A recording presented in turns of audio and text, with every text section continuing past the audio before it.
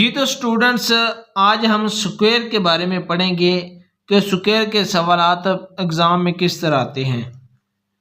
तो ये स्क्वायर की शक्ल है, उसकी मैंने डायग्राम बनाई है, मरबा जिसको कहते हैं हम। इसकी चार साइड्स होती हैं, चारों बराबर होती हैं।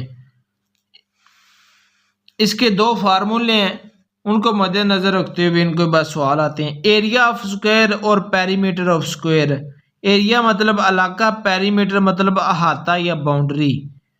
तो इसकी चूंकि चारों साइड्स बराबर होती हैं तो इलाका निकालने के लिए हम साइड्स ज़रब साइड, तो एस का स्क्वायर बन जाएगा, तो इससे इलाका हमारा आ जाएगा। और पेरीमीटर ऑफ स्क्वायर, जितनी भी साइड्स हैं, चार साइड्स हैं, उन चारों को जमा कर दें तो एस एस एस जमा एस, ये सारा कितना बन जाएगा 4s। अभी मैं आपको सवाल करवाता हूं तो आपको समझ लगेगी। सवाल नंबर 1 में आप चेक करें कि a square has a side length of 7 centimetre, find its area. Area का भी हमारे पास जो फार्मूला है वो है एस स्क्वायर जो बनता है।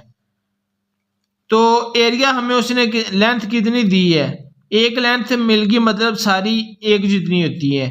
7 है, 7 का स्क्वायर कितना बनता है, क्योंकि ये सेंटीमीटर है तो 7 का स्क्वायर कितना बना 49।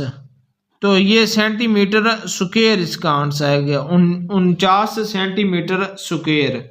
सेंटी के ऊपर नहीं लगाते, मीटर के ऊपर लगाते हैं स्क्वायर, एम के ऊपर। तो अभी सवाल नंबर 2 है, इसमें पेरीमीटर वो कह रहा है a square has a side length of 9 metre, find its perimeter. Perimeter का हमारे पास फार्मूला क्या था 4s। तो एक साइड उसने कितनी दी है 9 मीटर लेंथ, मतलब सारों की लेंथ सेम है।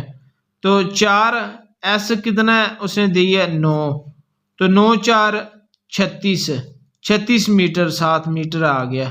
तो ये हमारा पेरीमीटर निकल गया।